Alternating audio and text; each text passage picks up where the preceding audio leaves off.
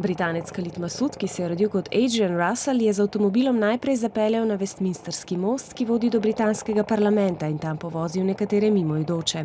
Veliko jih je poškodoval, 3 so umrli. Vožnjo je nadaljeval do poslopja parlamenta in tam smrtno ranil policista. Preden bi lahko vstopil v poslopje, so ga policisti ustrelili. Napad v Angliji sicer še raziskujejo, predvidevajo, da tarča niso bili le ljudje na ulici, ampak tudi visoki predstavniki države. V času napada je bila v britanskem parlamentu večina poslancev in tudi premierka.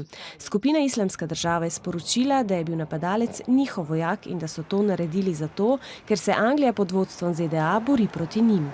When I first heard about the attacks, I was quite scared that more would happen and more people would die. I felt really sad because for the people who died. I watched the news for a bit, but I wasn't really that bothered because I felt that I was safe. Talking to people really helps it go down and helps me understand that it's okay now. I think I'm just going to do my daily life because I just want to get it out my head so I don't have to worry about it. Tudi premierka Theresa May je v parlamentu sporočila, da teroristično dejanje ne bo utišalo njihove demokracije.